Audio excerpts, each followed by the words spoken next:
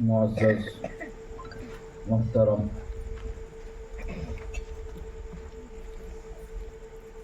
سادات کرام، علماء کرام، حاضرین اسلام، السلام علیکم ورحمۃ اللہ تعالی وبرکاتہ۔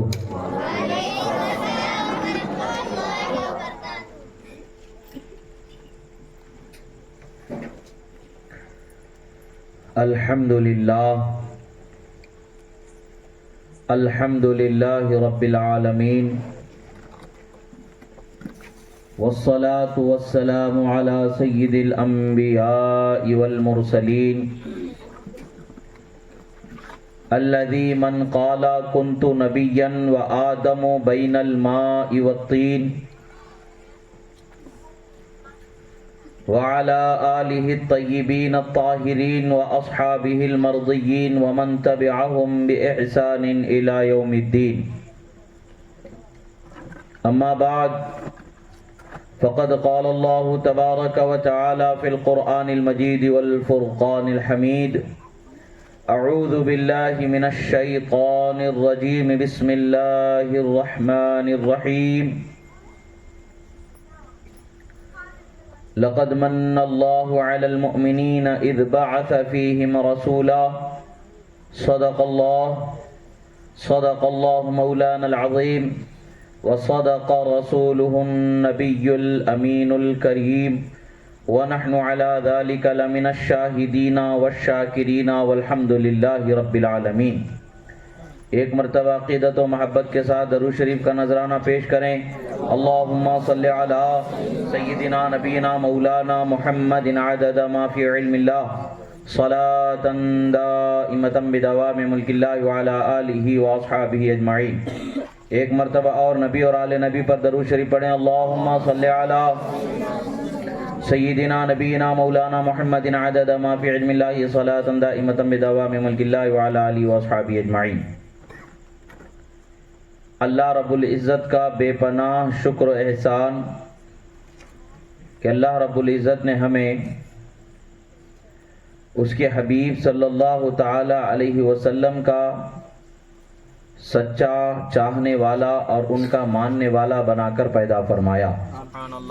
ایمان یہ بہت بڑی دولت ہے، اللہ نے ہمیں ایمان والا بنایا۔ ایمان والا ہونے کا مطلب کیا ہے؟ اللہ کے سوا کسی کو خدا نہیں ماننا اور اللہ کے بھیجے ہوئے رسول محمد الرسول اللہ صلی اللہ علیہ وسلم کا اللہ کا سچا رسول اور اس کے بندے ہونا ماننا، اور اللہ کے جتنے پیغمبروں کو اللہ نے بھیجا تمام پیغمبروں پر ایمان لانا، اور اللہ کی تمام نازل کی ہوئی کتابوں کو اللہ کی کتابیں نازل کی ہوئی ماننا، اور قرآن پر ایمان و عقیدہ رکھنا، قرآن کے طریقے پر چلنا، مرنے کے بعد پھر زندہ ہونے پر ایمان رکھنا، سوال و جواب ہونا، جنت دوزخ کا فیصلہ ہونا، یہ حق ہونا، اس پر ایمان رکھنا، یہ مومن مسلمان کی پہچان ہے۔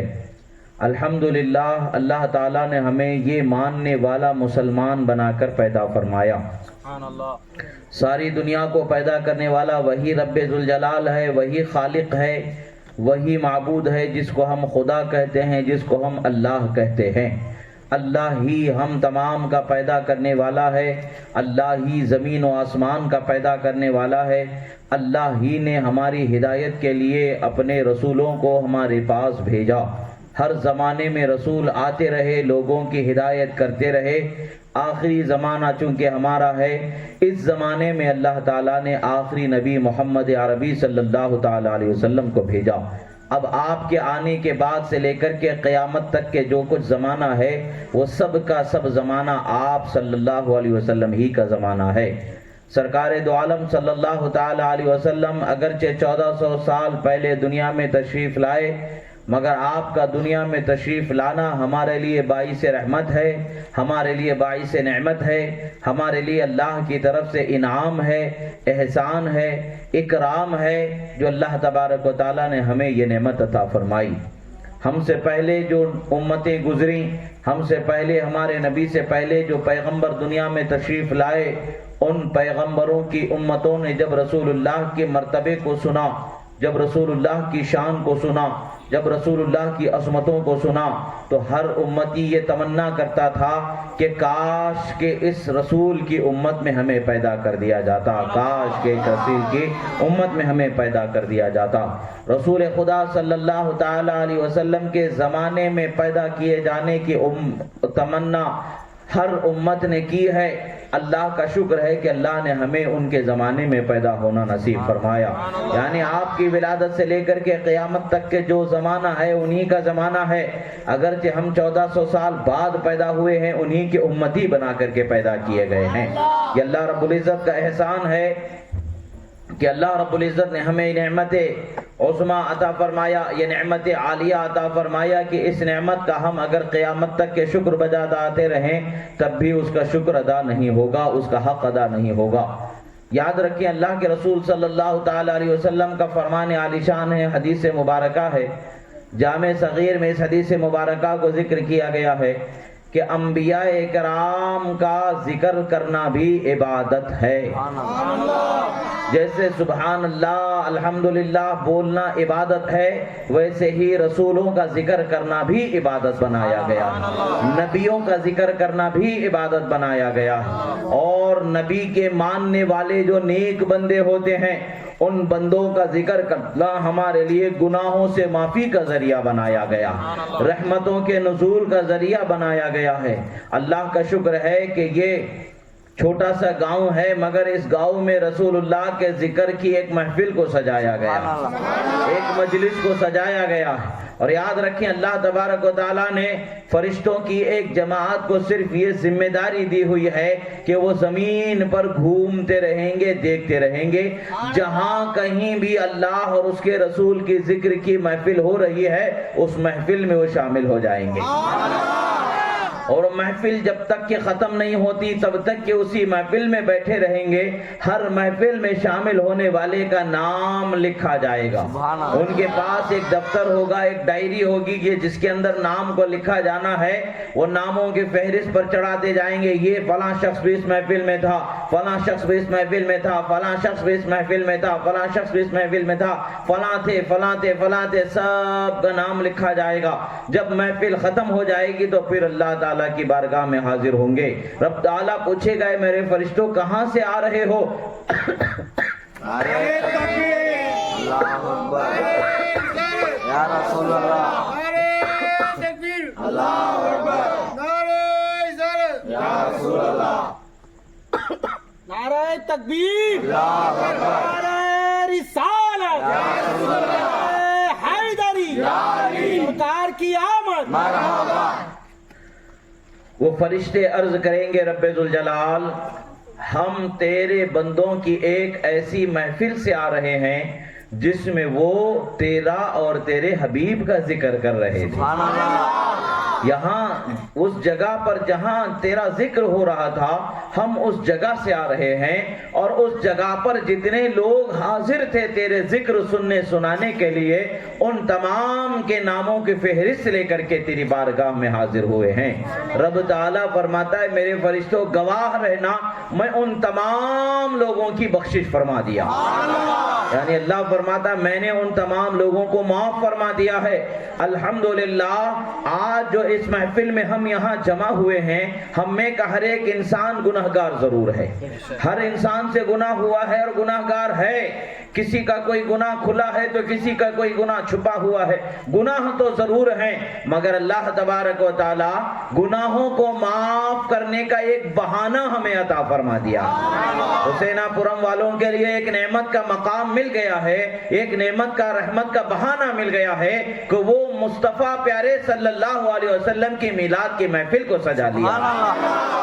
اب یہاں میں محفل میلاد کو سجایا گیا ہے، یہاں محفل میلاد میں ہوتا کیا ہے؟ اللہ کی تعریف بیان ہوتی ہے، اللہ کا کلام قرآن پڑھا جاتا ہے، رسول اللہ کی حدیث سنائی جاتی ہے، رسول اللہ کی زندگی کے سیرت کے واقعات سنائے جاتے ہیں، رسول اللہ کی شان و عظمت کو بیان کیا جاتا ہے، رسول اللہ کے مقام و مرتبے کو بتایا جاتا ہے۔ جب بندہ اللہ اور اس کے رسول صلی اللہ تعالی علیہ وسلم वसल्लम के मकाम و مرتبے کو سننے والا ہوتا ہے, ان کی شان و عظمت کو جاننے والا ہوتا ہے, تو اس کا ایمان مضبوط ہو جاتا ہے. وہ مضبوط ایمان والا ہو جاتا ہے, جو کامل ایمان والا ہوتا ہے. جب وہ دنیا سے جا رہا ہوتا ہے, اس کی زبان پر اللہ تبارک و تعالی کلمہ لا الہ الا اللہ محمد رسول اللہ کو جاری فرما دیتا ہے. ایمان کی حالت میں وہ بندہ دنیا سے جاتا ہے, اور جو بندہ ایمان کی حالت میں دنیا سے جاتا ہے, قبر میں جب اس کو سوال جواب ہونے کا وقت آتا ہے, فرشتے جب قبر میں آتے ہیں, فرشتے مردے کو اٹھا کے پوچھتے ہیں, اے مردے بتا تیرا دین کیا تھا, اور تیرا مذہب کیا تھا, تیرا رب کون ہے, اور تو اس نبی صلی اللہ علیہ وسلم کو وہاں حاضر کیا جائے گا, اور سرکار کے بارے میں پوچھا جائے گا, تم ان کے بارے میں دنیا میں کیا کہتے تھے. ایمان والا کہے گا میرا دین اسلام ہے, میرا رب اللہ ہے, اور یہ اللہ کے سچے رسول ہیں, یہ اللہ کے محبوب ہیں, یہ اللہ کے بندے ہیں. جب بندہ یہ جواب دے دے گا, فرشتے کہیں گے نم کنومت العروس, سو جا جیسے دلہن اپنے بستر پر آرام سے سو جاتی ہے. رسول اللہ صلی اللہ تعالی علیہ وسلم کی امتیوں کو یہ نعمت ہے کہ جنت کا بچھونا عطا کر دیا جاتا ہے.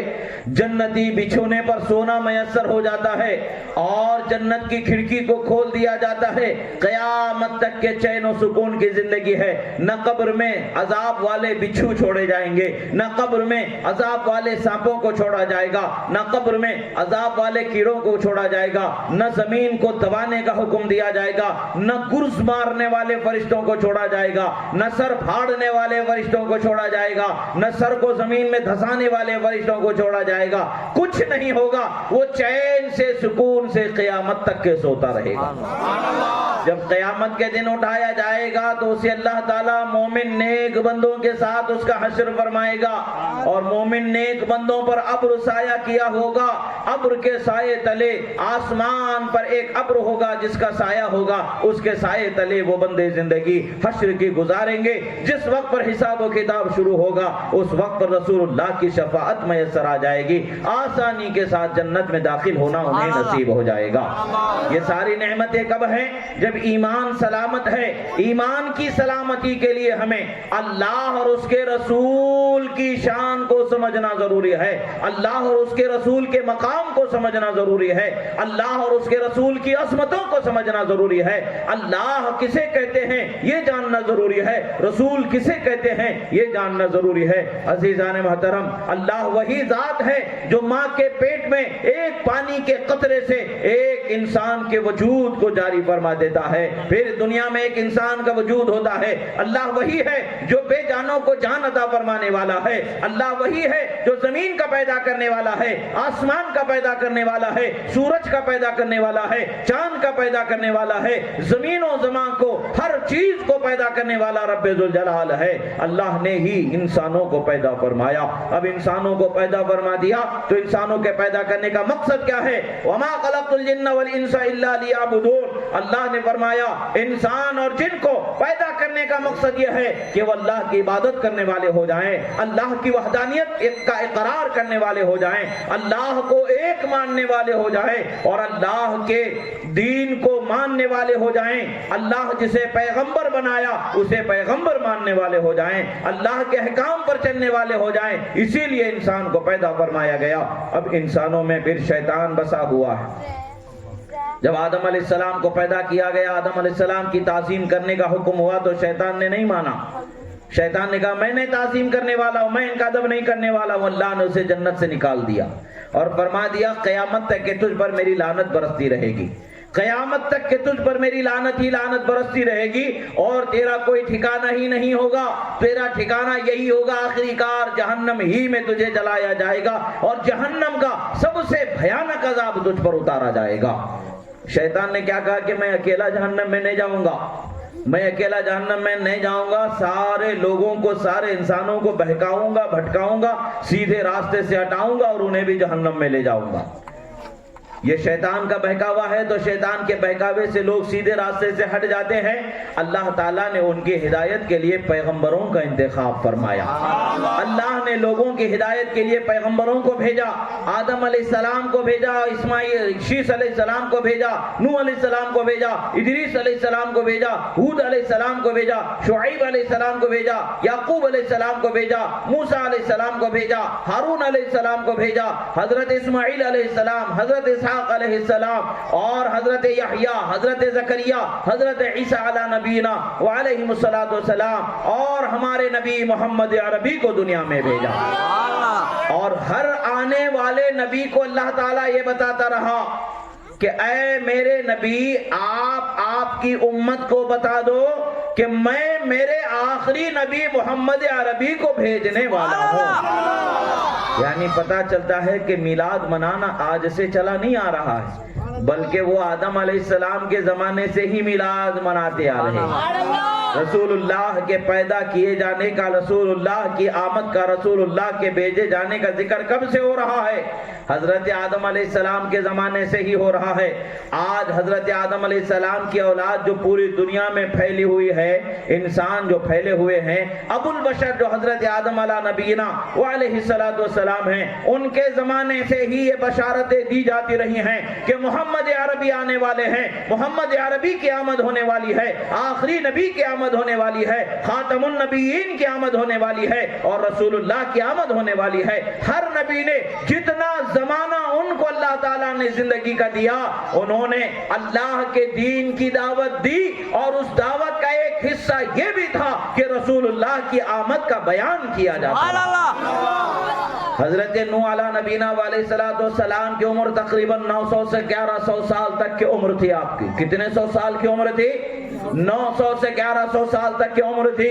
900 سے 1100 سال تک کے وہ لوگوں کو ہدایت کی طرف بلاتے رہے، بلاتے رہے، بلاتے رہے، بلاتے رہے، اور لوگوں کو بتاتے رہے، سمجھاتے رہے، اللہ کی وحدانیت کی طرف بلاتے رہے، اللہ کا ایک ہونے والا عقیدہ انہیں دیتے رہے۔ مگر شیطان کا غلبہ لوگوں پر اس قدر حاوی تھا، شیطان کا بہکاوا، شیطان کا دھوکہ ان کی نظروں میں بسا ہوا تھا۔ وہ راہ مستقیم سے، دین حق سے ہٹے ہوئے دوسرے راستے کی طرف جانے والے ہو گئے تھے۔ مگر ہدایت والے کچھ نہ کچھ تو تھے، جو ہدایت والے تھے ان کو بتایا جا رہا تھا جان لو آخری نبی محمد عربی آنے والے ہیں۔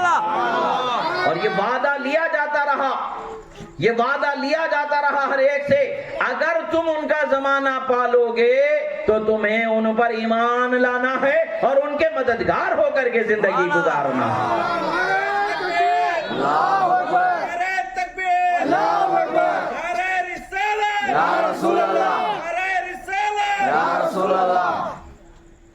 حضرت نوح علیہ السلام کی کشتی کو بنایا گیا۔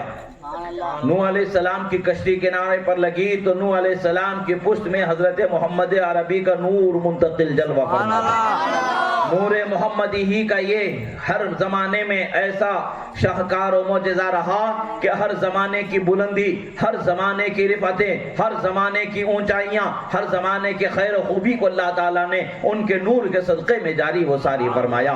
رسول اللہ صلی اللہ تعالیٰ علیہ وسلم کے آمد کا، رسول اللہ کے پیدا کیے جانے کا ذکر کرنا یہ ہمارے لیے، بلکہ حقیقت دیکھا جائے تو یہ سرے سے اس کا بدعت ہونا اور منکر ہونا، حرام ہونا، اس کا تو تصور ہی نہیں پیدا ہوتا ہے، بلکہ ذکر آمد مصطفیٰ خود ایک عبادت کا حصہ ہے۔ رسول اللہ کی آمد کا ذکر کرنا یہ بھی ایک عبادت ہے کہ مومن مسلمان کرتے چلے آئے، ہر زمانے میں یہ ذکر ہوتا رہا۔ پیغام الہی کا، دین الہی کا ایک حصہ یہ بھی ہے کہ رسول اللہ کی آمد کا ذکر کیا جانا۔ اللہ تعالیٰ نے قرآن کو نازل فرمایا۔ یہ ہمارا اور آپ کا ایمان و عقیدہ ہے کہ نہیں ہے؟ بے شک ہمارا اور آپ کا عقیدہ ہے، ایمان ہے کہ اللہ نے اپنی کتاب قرآن مجید کو محمد عربی صلی اللہ علیہ وسلم پر نازل فرمایا۔ قرآن کا ایک ایک حرف سچا ہے، ایک ایک حرف قیامت تک کے نہیں بدلا جا سکتا۔ دنیا بدل سکتی ہے، زمین کی جگہ آسمان، آسمان کی جگہ زمین ہو سکتے ہیں، مگر اللہ کا کلام نہیں بدلا جا سکتا، ایک حرف کی بھی کم و بیشی نہیں ہو سکتی ہے۔ یہ اللہ کے کلام کی خصوصیت ہے، یہ اللہ کے کلام کی شان ہے۔ اسی کلام میں اللہ تبارک و تعالیٰ نے فرمایا، اسی دین میں اللہ تبارک و تعالیٰ نے ارشاد فرمایا، یہ اللہ کی کتاب ہمارے لیے کیا ہے؟ دین ہے، دین کا ضابطہ ہے، دین ہماری ہدایت ہے، اور ہمارے لیے جنت کا راستہ بتایا گیا ہے۔ اس میں ہر حلال چیز کو بتایا گیا ہے، ہر حرام چیز کو بتایا گیا ہے، ہر اچھی چیز کو بتایا گیا ہے، ہر بری چیز کو بتایا گیا ہے۔ افسوس کی بات ہے کہ آج ہم اپنے نوجوانوں کی تعلیم و تربیت کو ہم نے غیروں کی تعلیم و تربیت کی طرف لگا دیا ہے۔ ہم نے اپنے بچوں کی تعلیم و تربیت کی طرف توجہ، دینی تعلیم و تربیت کی طرف توجہ دینا چھوڑ دیا ہے، دنیاوی تعلیم کی طرف انہیں لگا دیا ہے۔ حال کیا ہے؟ نہ نماز کا پڑھنا انہیں آتا ہے، نہ قرآن کا پڑھنا انہیں آتا ہے، نہ حلال کی فکر ہے، نہ حرام کی فکر ہے، نہ خدا کی رضا کی انہیں جستجو ہے، نہ رسول اللہ کی رضا کی فکر ہے۔ حشر کا دن کیا ہے انہیں معلوم نہیں ہے، موت کیا ہے انہیں معلوم نہیں ہے، قبر کیا ہے انہیں معلوم نہیں ہے۔ ایک جانوروں کے جیسے وہ زندگی جی رہے ہیں جیسے دوسری قومیں جی رہی ہیں۔ آج مسلمان ہونے کا کیا ہمارا فائدہ ہے؟ مسلمان ہونے کا ہمارا کیا حق ہے؟ اسے سمجھنے کی ضرورت ہے، اور اپنی اولاد کو رسول اللہ کی محبت کی تربیت دینے کی ضرورت ہے، دین کی تعلیم دینے کی ضرورت ہے، اللہ اور اس کے رسول کے ذکر کو ان کی زبانوں پر جاری کرنے کی ضرورت ہے۔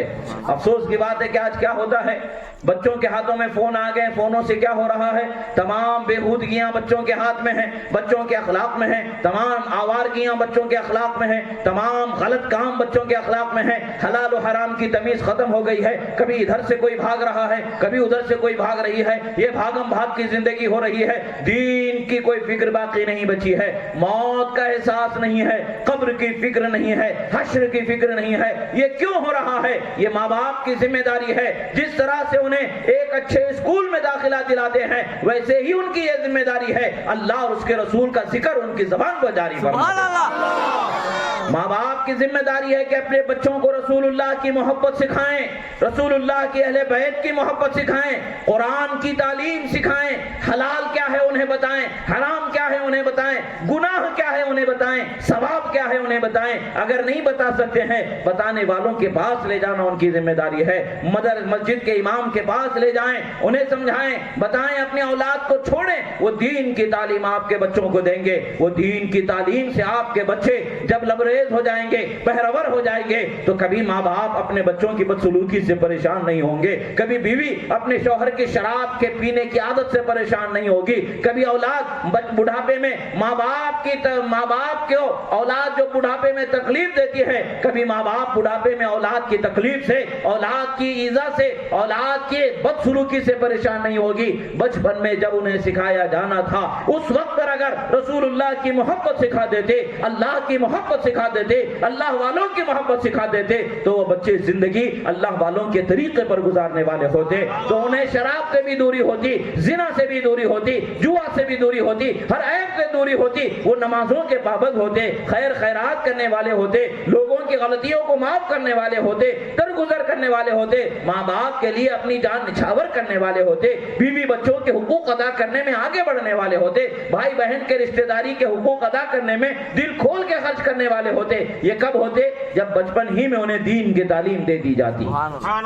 یہ ذمہ داری ہے، ہر ماں باپ کی ذمہ داری ہے کہ اپنے بچوں کو سلیقہ سکھائیں، اپنے بچوں کو تعلیم دیں، اپنے بچوں کو ادب سکھائیں، اپنے بچوں کو محبت سکھائیں، بیہودہ پنا نہ سکھائیں، آوارگی نہ سکھائیں، رسول اللہ صلی اللہ تعالی علیہ وسلم کی محبت سکھائیں، رسول اللہ صلی اللہ تعالی علیہ وسلم کی چاہت سکھائیں۔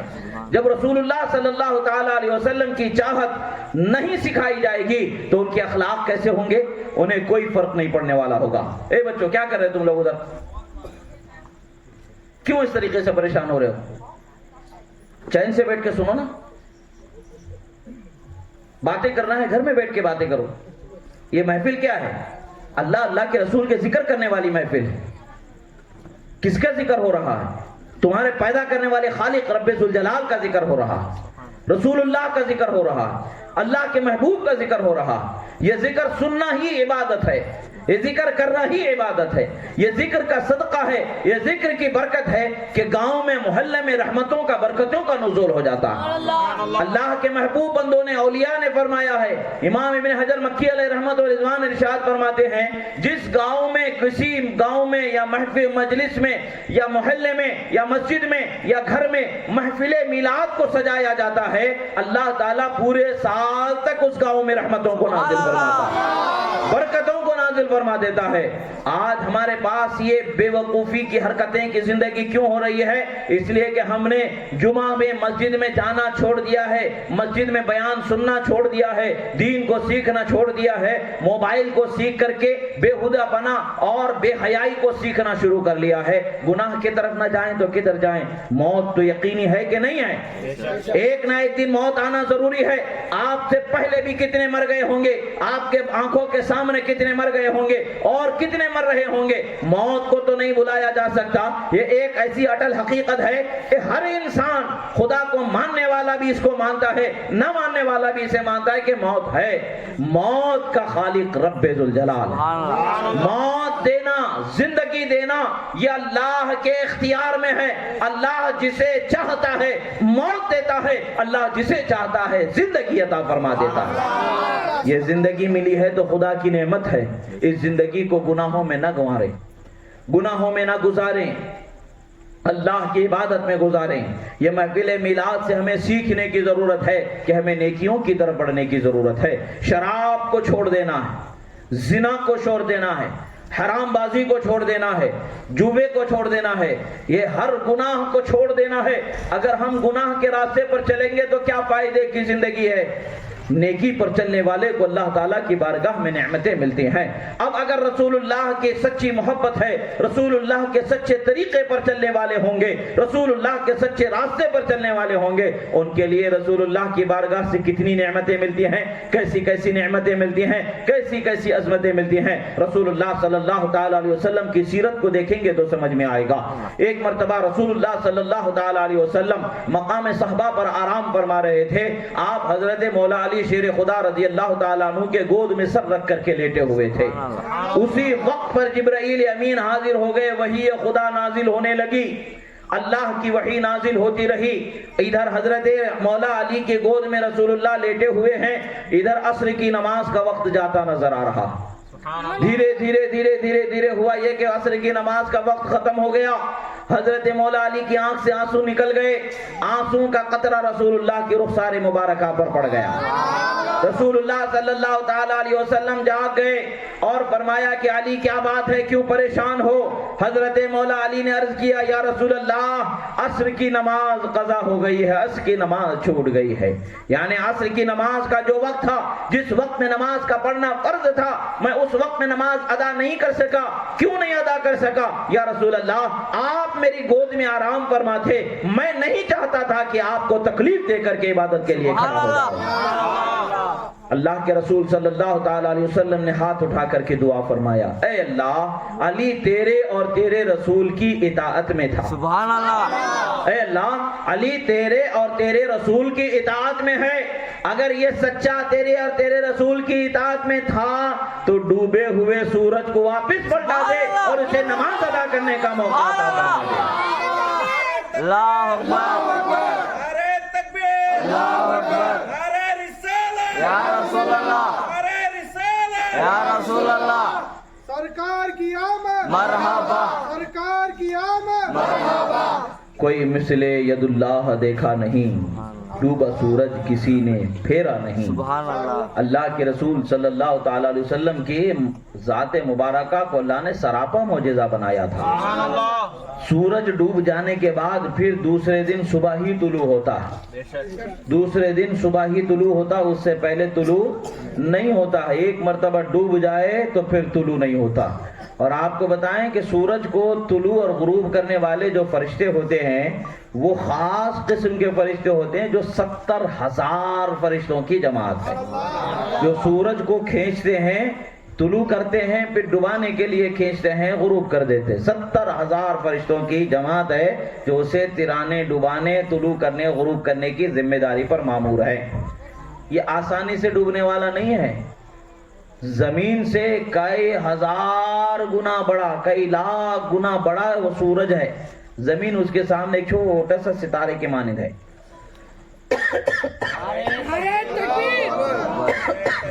اللہ اکبر، نعرہ رسالت یا رسول اللہ، نعرہ رسالت یا رسول اللہ۔ رسول اللہ صلی اللہ تعالی علیہ وسلم نے سورج کی طرف اشارہ فرمایا اور سورج پلٹ کر کے واپس آ گیا۔ پتہ کیا چلا؟ اللہ تعالیٰ نے رسول اللہ کے ہاتھ میں طاقت عطا فرمائی ہے یا نہیں عطا فرمائی؟ بے شک عطا فرمائی۔ طاقت ہے تبھی تو سورج واپس آیا، طاقت ہے تبھی تو سورج طلوع ہو گیا، پھر واپس پلٹ کر کے آ گیا، اسی مقام پر آ گیا جس مقام پر عصر کا وقت ہوتا۔ حضرت مولا علی نے وضو کیا، عصر کی نماز ادا فرمائی، پھر سورج کو اشارہ فرمایا، سورج غروب ہو گیا۔ یعنی گویا کہ دنیا دیکھ رہی ہے، بتایا جا رہا ہے سورج اور چاند کا طلوع و غروب ہونا ایک پیمانہ مقرر ہے، ایک اس کا ضابطہ مقرر ہے، وہ اسی اعتبار سے اس کا چکر پورا کرتا ہے، اسی اعتبار سے طلوع و غروب ہونا، دن کا اور رات کا ہونا متعین ہے۔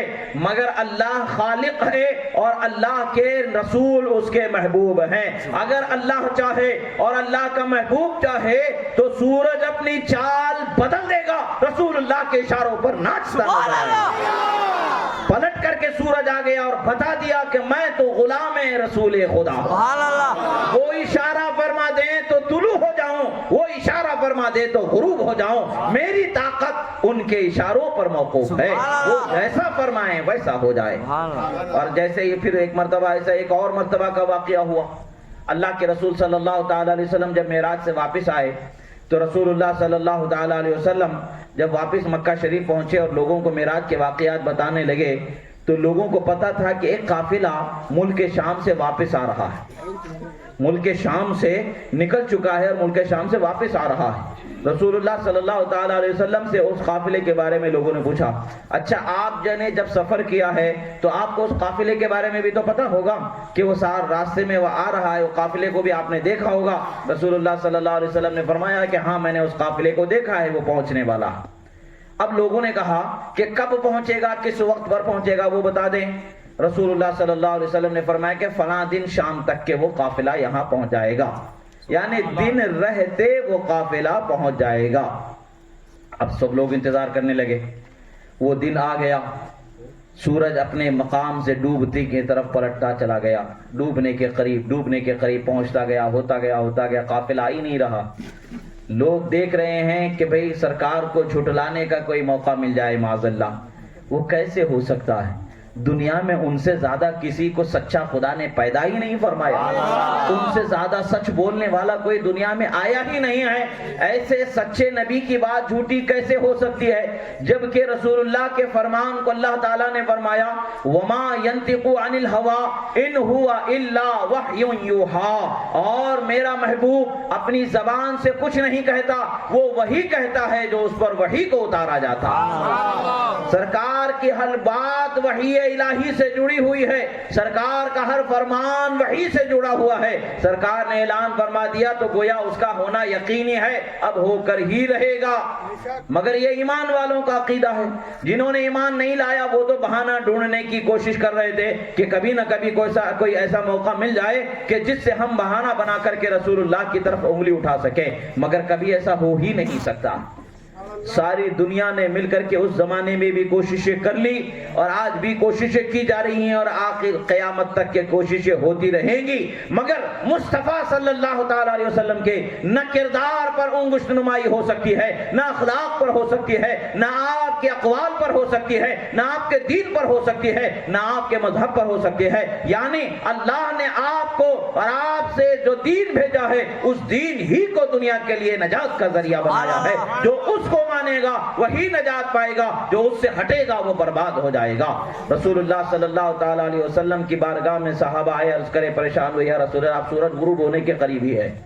سرکار نے اشارہ فرمایا ٹھہر جا، سرکار نے اشارہ فرمایا ٹھہر جا۔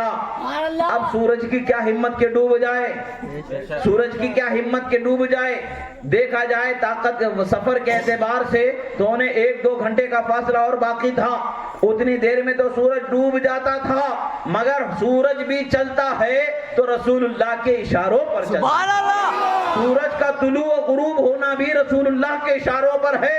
پتہ کیا چلتا ہے؟ اللہ کے رسول صلی اللہ تعالیٰ علیہ وسلم کو اللہ نے دنیا کے حدود ہی میں نہیں بلکہ آسمانوں میں بھی حکومت عطا فرمائی ہے۔ وہ ادھر چاہیں اپنے حکم کو نافذ کر دے، کائنات میں کوئی رسول اللہ کے حکم کو ٹالنے والا پیدا ہی نہیں کیا سبحان گیا۔ اللہ، تکبیر، اللہ اکبر، نعرہ رسالت، یا رسول اللہ، سرکار کی آمد، مرحبا، دلدار کی آمد، نعرہ غوث، یا غوث، رسول اللہ صلی اللہ تعالیٰ علیہ وسلم نے اشارہ فرما دیا، سورج ٹھہر گیا، سبحان اللہ، اور وہ قافلہ جب آ گیا تو رسول اللہ صلی اللہ علیہ وسلم نے بتا دیا تھا پہلے ہی کہ قافلے کے کیا اوصاف ہیں، قافلے میں اونٹ ہیں، کس پر اونٹوں پر کیا سامان لدا ہوا ہے، یہ ساری تفصیلات سرکار نے پہلے ہی بیان کر دی تھی اس قافلے کی۔ وہ ساری تفصیلات کو جب لوگوں نے ایک ایک ایک ایک کر کے مشاہدہ کر لیا، سب کی زبانیں خاموش ہو گئی، مومن جھوم کر کے کہنے لگے اشہد انک رسول اللہ، اشہد انک رسول اللہ، اے اللہ کے رسول ہم گواہی دیتے ہیں کہ آپ اللہ کے سچے رسول ہیں، آپ اللہ کے سچے رسول سبحان اللہ، ہیں صلی اللہ علیہ وآلہ وصحبہ وسلم۔ عزیزان محترم، غیب کی خبر دے دینا یہ رسول اللہ کی شان ہے، کل کیا ہونے والا ہے بتا دینا رسول اللہ کی شان ہے، کل کیا ہو چکا وہ بتا دینا رسول اللہ کی شان ہے۔ اس لیے کہ اللہ نے نبیوں کو غیب کا علم عطا فرمانا ہے۔ اللہ قرآن میں فرماتا ہے کہ نبیوں کو غیب کا علم عطا کیا جاتا ہے، اور نبی غیب کی خبر ہی دینے والے ہوتے ہیں، نبی کہتے ہی غیب کی خبر دینے والے کو ہیں۔ اب ایک مرتبہ معاملہ یہ ہوا، رسول اللہ صلی اللہ تعالیٰ علیہ وسلم ایک جگہ کسی جنگ میں تشریف لے گئے تھے۔ رسول اللہ صلی اللہ تعالیٰ علیہ وسلم کے لشکر میں پانی کی کمی ہو گئی، پانی بالکل ختم ہو گیا، پانی ہی نظر نہیں آ رہا ہے۔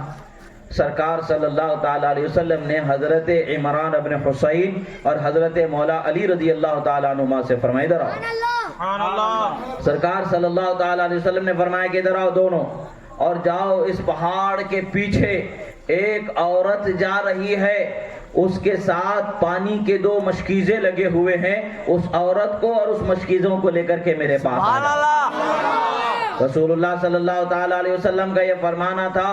اب حضرات صحابہ کرام نے یہ نہیں پوچھا یا رسول اللہ ہم تو پہاڑ تک دیکھ رہے ہیں، پہاڑ کے پیچھے دیکھ نہیں سک رہے ہیں، آپ کیسے دیکھ رہے ہیں، آپ کیسے بتا رہے ہیں؟ پہاڑ کے پیچھے کی خبر تو غیب کی ہو گئی، غیب کی خبر بتانا تو یہ شرک ہو گیا معاذ اللہ۔ یہ صحابہ نے نہیں فرمایا، اس لیے کہ صحابہ کو معلوم تھا نبی ہوتا ہی غیب کی خبر دینے والا، نبی ہی غیب کی خبر دے سکتا ہے۔ اور اللہ تعالیٰ اگر فضل فرما دے، اللہ کے ولیوں پر کبھی کوئی واقعے کو ظاہر فرما دیتا ہے کشف کے ذریعے، اسی نبی کے صدقے میں تو ان کو کوئی چیز کا پتہ چل جاتا ہے تو بتا دیتے ہیں۔ نور الہی سے، نور مصطفیٰ کے صدقے میں کچھ چیزوں کو ان کے نگاہوں کے سامنے کھول دیا جاتا ہے، تو یہ ولی کی کرامت ہوتی ہے۔ مگر ہر ولی کی کرامت نبی کا معجزہ ہی ہوتی ہے، یعنی وہ ولی کا دیکھنا بھی نبی کے صدقے ہی میں دیکھنا مانا جائے گا، اور وہ معجزہ حقیقت میں نبی کا ہوگی۔ اور اسی طریقے سے معجزہ رسول اللہ کے سچائی اور آپ کی حقانیت کی دلیل ہوتے ہیں۔ معجزے جو ہوتے ہیں اللہ کے پیغمبروں کی حقانیت کی دلیل ہوتے ہیں۔ رسول اللہ صلی اللہ علیہ وسلم نے فرمایا جاؤ اس پہاڑ کے پیچھے گڑیا جا رہی ہے، اور اس کے پاس پانی کے 2 مشکیزیں بھرے ہوئے ہیں، اس کو لے کر کے آ جاؤ، اور گڑیا کو بھی لے کر کے آنا۔ یہ بخاری شریف کی حدیث ہے، سبحان اللہ، ادھر ادھر سے سنانے والی باتیں نہیں، بہت مضبوط باتیں ہوتی ہیں۔ ابھی آج کل کیا ہو گیا، لوگ 40 دن باہر نکلتے، 20 دن باہر نکلتے، 15 دن باہر نکلتے، سمجھتے ہیں کہ ہم نے پورا دین معلوم کر لیا۔ 40 دن میں دین سمجھ میں آ جانا ہوتا تو پھر رسول اللہ صلی اللہ علیہ وسلم پر 23 سال تک قرآن کیوں اترتا رہا؟ پھر سرکار کی 40 سالہ زندگی لوگوں کے سامنے نمونہ درس کیوں بنی رہی؟ پھر اس کے بعد میں 1400 سال ہوئے یہ دین ہم تک پہنچتے ہوئے، سبحان اللہ، اور ہزاروں کتابیں لکھی گئی ہیں قرآن اور سنت کی تفسیر میں، ہزاروں حدیث کی کتابیں موجود ہیں۔ جب ان تمام کو پڑھیں گے تب جا کر کے اللہ کے دین کی کچھ سمجھ صحیح معنوں میں آ سکتی ہے۔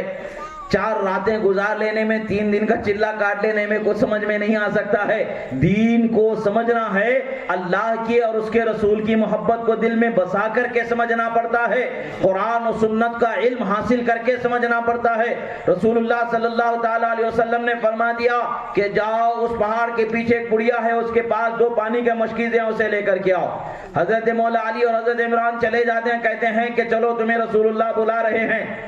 وہ بڑھیا حیران, اس صحرا میں 2 لوگ آئے ہیں, پریشان کہ بھئی کیا ہونے والا ہے, کہیں لٹیرے تو نہیں ہیں, کبھی ہمارے مال کو تو لوٹنے والے نے. بڑھیا کہتے ہوئے مجھ سے کیا کام ہے, میں ایک غریب عورت ہوں, میں اپنے راستے پر جانے والی ہوں, مجھے پانی کی ضرورت ہے, میں بہت لمبا سفر طے کر کے پانی لے جا رہی ہوں. پانی بہت قریب نہیں ہے, پانی بہت دور سے میں پانی لے کر کے اپنے گھر جا رہی ہوں, اور یہ میرے پاس یہی 2 مشکیزیں پانی کے ہیں. اگر یہ پانی میں تم کو پلا دوں گی تو میرے گھر والوں کو کیا پلاؤں گی, اور میرے گھر میں کیا استعمال اس کا میں کر سکوں گی. وہ کہتے ہیں تمہارا پانی کی تمہیں فکر کرنے کی ضرورت نہیں ہے, ہاں تم چلے آؤ رسول اللہ کے پاس, پھر تمہیں خود پتا چل جائے گا کہ تم بارگاہ میں کس کی حاضر ہوئے ہو. رسول اللہ صلی اللہ تعالی علیہ وسلم کی بارگاہ میں اسے لایا گیا. دیکھتے ہیں ہزاروں کی تعداد میں لشکر ہے, ہزاروں کی تعداد میں لشکر ہے, اور سرکار صلی اللہ تعالی علیہ وسلم صحابہ سے کہتے ہیں پانی کا کچھ برتن لے کر آؤ جس میں پانی جمع کیا جاتا ہے. سرکار صلی اللہ تعالی علیہ وسلم نے اس کے مشکیزے کے منہ کو کھولا اور اس کے منہ پر اپنا ہاتھ لگا دیا, اور تھوڑا سا پانی جو ہاتھ کے سرکار کے انگلیوں کو لگنا ہی کیا تھا کہ مشکیزے سے پانی ابل کر کے برتن میں گرنا چاہیے.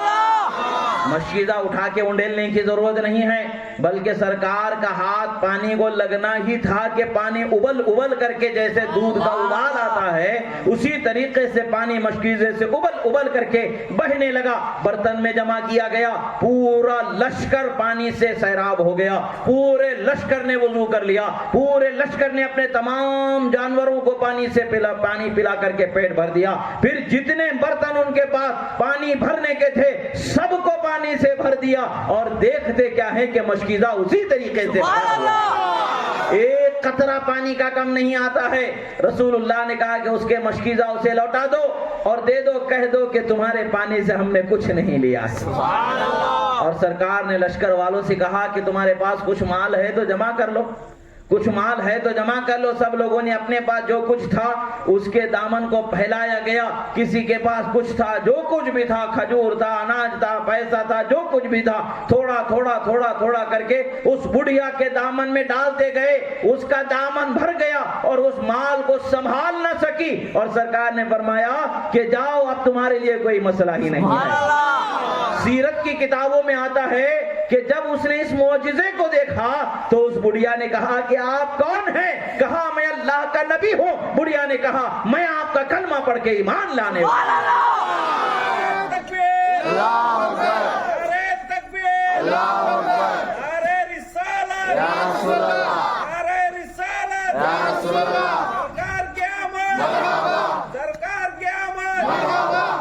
رسول اللہ صلی اللہ تعالی علیہ وسلم کا یہ معجزہ دیکھا گیا.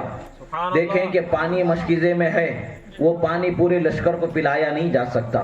رسول اللہ صلی اللہ تعالی علیہ وسلم کا ہاتھ لگنا تھا کہ وہ پانی بہ گیا, وہ پانی بڑھ گیا. یہ نعمت ہے کہ نہیں ہے؟ یہ رحمت ہے کہ نہیں ہے؟ یہ شان و عظمت ہے کہ نہیں ہے؟ یہ کسے حاصل ہے؟ یہ اللہ کے پیغمبر کو حاصل ہے. ان نعمتیں بانٹنے والے پیغمبر کا ذکر کرنے کے لیے ہم یہاں جمع ہوئے. ایک مرتبہ ایسے ہی جنگ خندق کا موقع ہے. حضرت جابر رضی اللہ تعالیٰ عنہ نے دیکھا رسول اللہ صلی اللہ تعالیٰ علیہ وسلم کے پیٹ پر 3 پتھر بندھے ہوئے. رسول اللہ کے پیٹ پر 3 پتھر بندھے ہوئے ہیں. کافی دنوں کا عرصہ گزر چکا تھا, آپ نے کھانا کچھ نہیں کھایا تھا. دوسرے صحابہ بھی 1000 سے زیادہ صحابہ تھے جو بھوکے پیاسے کام کر رہے ہیں. سرکار صلی اللہ تعالی علیہ وسلم کے صحابی حضرت جابر نے جب سرکار کے چہرے کو دیکھا تو انہیں اندازہ ہوا کہ سرکار نے کھایا نہیں ہے, اس کی تکلیف آپ کو محسوس ہو رہی. آپ اپنے گھر جاتے ہیں, اپنی بیوی سے کہتے ہیں کہ بیوی اے میری شریک حیات کیا ہے کچھ گھر میں؟ کہتے ہیں کہ 1 سا یعنی کچھ کلو آٹا ہے, جو کا کچھ آٹا ہے, کچھ کلو آٹا ہے, 1-2 کلو, جیسا کہ اس زمانے کا ایک پیمانہ تھا. جیسے پڑی ناپی جاتی ہے, ہمارے پاس پڑی ہوتی ہے, وہاں اس زمانے کا ایک پیمانہ تھا سا.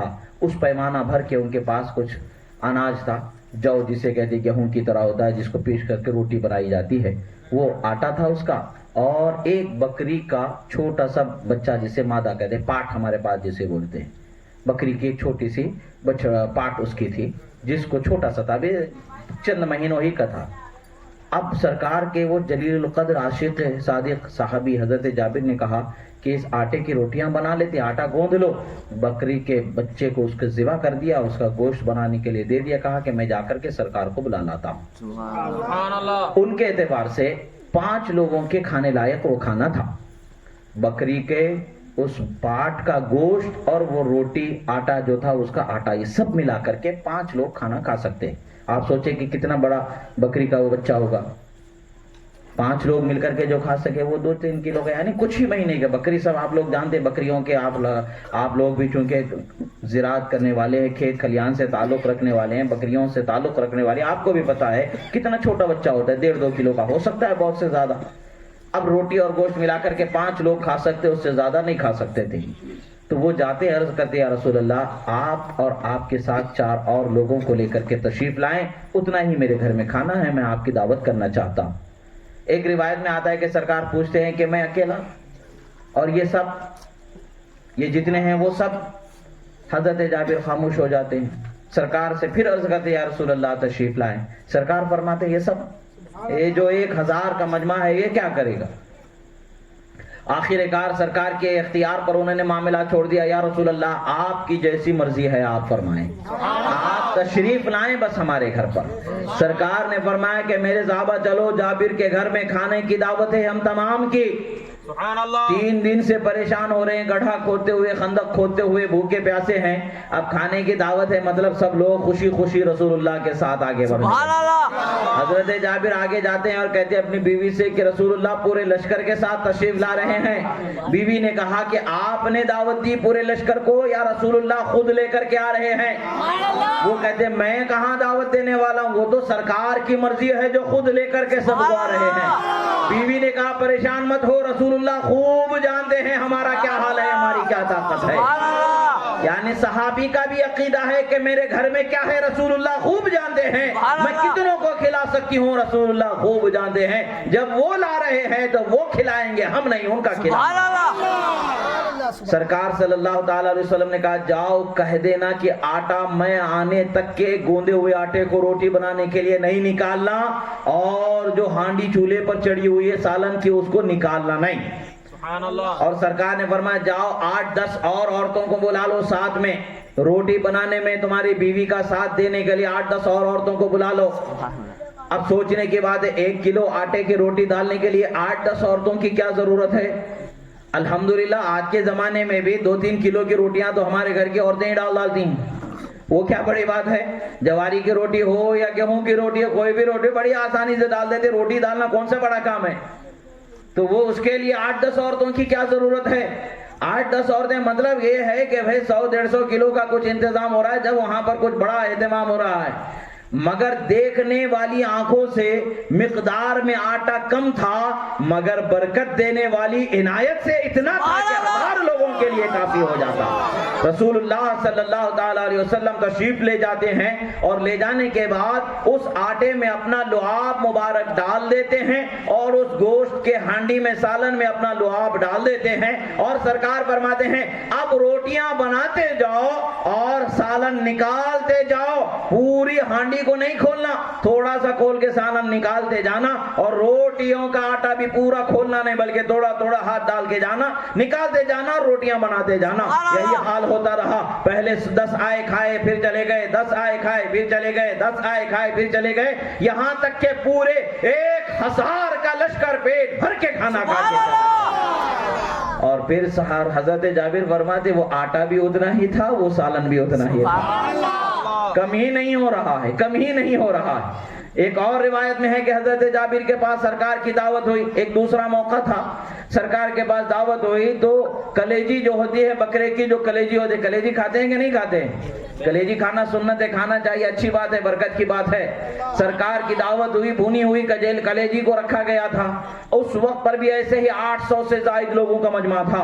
और कलेजी का कैसा हो रहा था, یہاں تو روٹی سالن میں ڈبا کر کے کھائی جا رہی تھی، وہاں کلیجی کے ایک لمبی چیری کو کاٹ کاٹ کر کے دیا جا رہا تھا، گوشت کے ٹکڑے کو چاقو سے ایسے کاٹ کے انہیں اٹھا کر کے دیا جا رہا تھا، 1 2 3 4 ہے ایک کلیجی، وہ بھی بکرے کی کلیجی، گائے کی کلیجی نہیں جو اتنی بڑی ہے، بکرے کی ایک کلیجی ہے، اور سب کو کاٹ کاٹ کر کے دیا جا رہا ہے۔ 800 سے زیادہ لوگوں نے کھایا مگر کلیجی اتنے کیوں نہیں؟ رسول اللہ صلی اللہ تعالی علیہ وسلم کے ہاتھ میں بھی شفا، ہاتھ میں بھی برکت، لعاب میں بھی شفا، لعاب میں بھی اللہ تبارک و تعالی نے برکت رکھا ہے۔ اللہ کا شکر ہے کہ اللہ نے ہمیں اس نبی کا امتی بنایا۔ اگر ہمارا رشتہ اس نبی سے مضبوط نہ ہو تو پھر ہماری زندگی کس کام کی؟ اللہ نے جن کے صدقے میں ہمیں نعمت دی ہے قیامت تک کہ وہ ہمارا رزق بانٹنے والے ہیں۔ اللہ کے رسول صلی اللہ تعالی علیہ وسلم ارشاد فرماتے واللہ یعطی وانما انا قاسم، اللہ دینے والا ہے اور میں بانٹنے والا، میں بانٹتا ہوں، میں لوگوں میں تقسیم کرنے والا ہوں۔ ہمیں ایک دانہ بھی جو کھانے کا مل رہا ہے وہ رسول اللہ کے دینے ہی سے مل رہا ہے۔ ہمارے کھیتوں میں جو اناج اگ رہا ہے وہ رسول اللہ کے صدقے میں اگ رہا ہے۔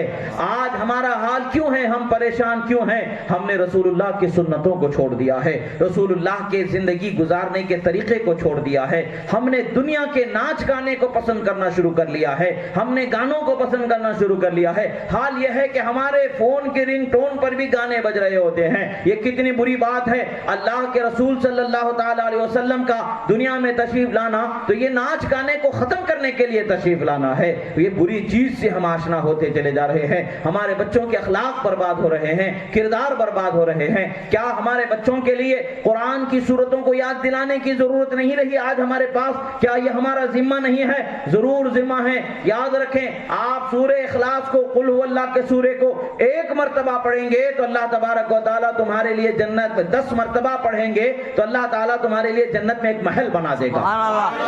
3 مرتبہ پڑھیں گے پورا قرآن پڑھنے کا ثواب عطا فرما دے گا۔ 20 مرتبہ پڑھیں گے جہنم میں اللہ تبارک و تعالیٰ جہنم سے تو بچائے گا ہی، جنت میں 2 محل عطا فرما دے گا۔ 30 مرتبہ پڑھیں گے 3 محل عطا فرما دیا جائے گا۔ 40 مرتبہ پڑھیں گے 4 محل عطا فرما دیا جائے گا۔ جنت کی خواہش پیدا کریں، جنت کی تمنا کریں۔ اللہ نے جنت ایسی نعمت کی جگہ بنائی ہے، دنیا کی ساری نعمتیں مل کر کے بھی جنت کی ایک چھوٹی سی چھوٹی نعمت کا تصور بھی نہیں پیش کر سکتی ہے۔ اللہ تعالیٰ نے ایسی نعمت کی جگہ بنائی ہے، وہ جگہ کس کے لیے ہے؟ مومن کے لیے ہے۔ مومن جنت میں ہوگا، ارادہ کرے گا فلاں چیز چاہیے تو فوراً اس کے سامنے حاضر ہو جائے گی۔ فلاں وہ چاہے گا کہ وہ اس پرندے کا بھنا ہوا گوشت کھاؤں تو وہ پرندہ فوراً گرے گا، کٹ جائے گا، ذبح ہو جائے گا، پھر اس کے صفائی ہو جائے گی، پھر بھونا جائے گا اور اس کے سامنے فوراً پیش کر دیا جائے گا۔ جب آپ پیٹ بھر کے کھا لیں گے پھر اس کی ہڈیوں کو رکھ دیں گے، وہ پرندہ بھر بھر اڑتا چلا جائے گا۔ یہ جنت ہے، جنت ایسی نعمت ہے کہ جس کے لیے دنیا میں ہمیں نیک عمل کرنے کی ضرورت ہے۔ اپنے بچوں کے اخلاق کو سدھارنے کی فکر کریں۔ مائیں اپنی بچیوں کو خاتون جنت کے اخلاق سکھائیں، خاتون جنت کی امہات المومنین کے اخلاق سکھائیں، بی بی خدیجہ کے اخلاق سکھائیں، بی بی عائشہ کے اخلاق سکھائیں، Bibi Maimuna, Bibi Zainab, Bibi Juwairiya, اسی طریقے سے بی بی ام سلمہ وغیرہ سرکار کے ازواج مطہرات کی سیرت سکھائیں، صحابیات کی سیرت سکھائیں، بالخصوص خاتون جنت فاطمہ زہرا کا صبر اور قناعت کرنا سکھائیں، ان کے اخلاق و کردار کو سکھائیں، پردے کی پابندی سکھائیں، حلال اور حرام کی تمیز دیں۔ نوجوانوں کو باپ کے لیے ضروری ہے اپنے بچوں کو امام حسین کی تربیت کرے، امام حسین کے اخلاق کا انہیں عمل کرنے والا نمونہ بنائیں۔ آج ہمارے پاس کیا حال ہے، ہم زندگی کو رات کو اسی طریقے سے گنوا دیتے ہیں۔ نمازوں کا وقت ہو رہا ہوتا ہے، اذانیں ہو رہی ہوتی ہیں، ہم نمازوں سے غافل ہیں۔ عزیزوں، کیا فائدے کی زندگی ہم نماز 5 وقت کی نہ پڑھ سکیں؟ جانتے ہیں ایک مرتبہ کبھی اگر نماز کو چھوڑ دیا جاتا ہے، اللہ نے چاہا تو کروڑ برس تک کے جہنم میں جلا سکتا ہے، کروڑ برس تک کے جہنم میں سزا دے سکتا ہے، مگر اللہ تعالیٰ کی بارگاہ میں سچی توبہ کر کے بندہ چھوٹی ہوئی نمازوں کو قضا کر لیتا ہے، اللہ معاف فرما دے گا۔ ہمیں 5 وقت کی نمازیں ادا کرنا ہے، رمضان کے روزے رکھنا ہے، مالداروں کو زکوٰۃ فرض ہو جاتی ہے، انہیں زکوٰۃ دینا ہے، غریبوں کا حق ہے غریبوں کو دینا ہے، ہمارے لیے زکوٰۃ نکالنا فرض ہے، ان کے لیے زکوٰۃ ان کا حق ہے، ان کو دیا جانا ہے۔ اسی طریقے سے مالدار ہے، حج کو جانا چاہیے، اچھے اخلاق ہونے چاہیے، زبان اچھے ہونے چاہیے، پڑوسی کے حقوق کا خیال کرنا چاہیے، آس پاس کے گھروں کو ستایا نہیں جانا چاہیے، تکلیف نہیں دینا چاہیے، اور کھیل کود تماشے میں زندگی کو برباد نہیں کرنا چاہیے۔ یہ اسلام کا عام پیغام ہے جو آپ حضرات تک پہنچانے کی کوششیں کی گئی ہے۔ عزیزو، نمازوں کی پابندی کریں اور اپنے اخلاق و کردار کو سنوارنے کی کوشش کریں، رسول اللہ کی محبت میں جینے کی کوشش کریں، درود پڑھنے کی عادت بنائیں۔ جب بھی درود پڑھیں گے، آپ 1 مرتبہ درود پڑھیں گے، اللہ آپ پر 10 مرتبہ رحمتوں کو نازل فرمائے گا۔ درود یہ ایسی عبادت ہے یقیناً قبول ہوتی ہے، ضرور قبول ہوتی ہے۔ گھروں میں برکت نہیں ہے، گھر کی بڑی بوڑھی عورتیں سب مل کر کے، گھر کے بچوں کو، نوجوانوں کو سب مل کر کے ایک دسترخوان بچھاؤ، درود پڑھنے کی عادت بناؤ۔ 100 مرتبہ، 500 مرتبہ، 200 مرتبہ، 300 مرتبہ، 1000 مرتبہ، جتنا ہو سکے اتنا پڑھنے کی عادت بناؤ۔ پھر دیکھو آپ کے گھروں میں کیسی رحمتیں نازل ہوتی ہیں، برکتیں کیسی نازل ہوتی ہیں، عزتیں کیسی نازل ہوتی ہیں۔ رسول اللہ کی محبت میں جینا، رسول اللہ کی محبت میں مرنا، یہ ہمارا مقصد ہے۔ گناہوں سے بچنا یہ ہمارا فرض ہے۔ نیکیوں پر، عبادتوں پر قائم رہنا، پابند ہونا یہ ہمارا فرض ہے جو اللہ نے ہم پر فرض فرمایا ہے۔ اور اللہ کے فضل سے اسلام کے ماننے والے، مسلمان کے ماننے والے، امن کی، مسلمان جو ہیں اسلام کے ماننے والے، امن کی، سلامتی کی، چین کی زندگی کا ایک نمونہ ہوتے ہیں۔ وہ دوسروں کو تکلیف دینے والے نہیں ہوتے ہیں، وہ تکلیفوں کو دور کرنے والے ہوتے ہیں، ایک سکون کی زندگی کا سلیقہ دینے والے ہوتے ہیں، کامیاب زندگی کا طریقہ بتانے والے ہوتے ہیں۔ ہمیں دنیا کی تعلیم حاصل کرنا منع نہیں ہے، مگر دین کا شعور بھی رکھنا ضروری ہے۔ کون سی چیز حلال ہے یہ جان کر کے عمل کرنا ہم پر فرض ہے، جو حرام ہے اس سے ہمیں چھوڑ دینا اس کو، اور اس سے دور ہو جانا یہ ہم پر فرض کیا گیا ہے۔ لہذا آپ حضرات کوشش کریں کہ جتنا ہو سکے اتنا دین کی سچی تعلیم کو حاصل کرنے اور اپنے بچوں کو اس تعلیم سے آباد کرنے کی، ان کے اخلاق کو سنوارنے کی کوشش کریں۔ اللہ رب العزت کی بارگاہ میں دعا ہے جو کہا گیا سنا گیا، کہنے میں سننے میں جو غلطی ہوئی اللہ تعالیٰ اسے معاف فرمائے، جو حق و صحیح کہا گیا، جو درست کہا گیا اللہ تعالیٰ اسے قبول فرمائے اور ہمارے لیے رحمت اور برکت کا سبب بنائے۔ پروردگار ہم گناہگار ہیں، مولا ہمارے گناہوں کو معاف فرما، ہم خطا کار ہیں، مولا ہماری خطاؤں کو معاف فرما، مولا ہمیں گناہوں سے بچنے کی توفیق عطا فرما، مولا ہمیں نیکیوں پر پابند رہنے کی توفیق عطا فرما، مولا ہمیں بری بات سے، بری بول سے، برے کرنے سے، برے سوچنے سے، برا سمجھنے سے محفوظ فرما، نیکیوں پر عمل کرنے کی توفیق عطا فرما، حرام کام سے بچنے کی توفیق عطا فرما، شراب سے، چوری سے، جوا سے، زنا سے، حرام بازی سے، جوے سے، سٹے سے، ہر قسم کے گناہ سے ہماری حفاظت فرما، مولا ہمیں حلال زندگی عطا فرما، نیک زندگی عطا فرما، جو بے حال ہیں، جو پریشان حال ہیں مولا ان کے پریشانیوں سے انہیں نجات عطا فرما، جو بیمار ہیں انہیں شفاء کاملہ واجلہ عطا فرما، جو قرض دار بار قرض سے سبکدوشی عطا فرما، جن کے گھروں میں جوان بیٹے بیٹیاں بھائی بہن غیر شادی شدہ ہیں ان کے شادیوں کے اسباب مہیا فرما، ان کا بہتر و تابندہ مستقبل فرما، تمام مومنین مومنات کے رشتے ازدواج میں رحمت، برکت، نعمت، عنایت، خوشی و شادابی عطا فرما، مولا جو بے اولاد ہیں صاحب اولاد فرما، جن کی اولاد ہے انہیں نیک بااخلاق باکردار فرما، مولا اس علاقے کو، اس محلے کو، اس گاؤں کو بلاؤں سے محفوظ فرما لے، وباؤں سے محفوظ فرما لے، بیماریوں سے محفوظ فرما لے، گھروں میں شیطانی اثرات سے محفوظ فرما لے، زندگیوں کے شیطانی اثرات سے محفوظ فرما لے، مولا جانوں پر جو شیطانی اثرات ہے اس سے حفاظت عطا فرما، مولا چین و سکون کی خوشی کی زندگی عطا فرما۔ اقول قولی ھذا استغفر اللہ لی ولکم ولسائر المؤمنین وما علینا الا البلاغ المبین برحمتک یا ارحم الراحمین والحمد للہ رب العالمین۔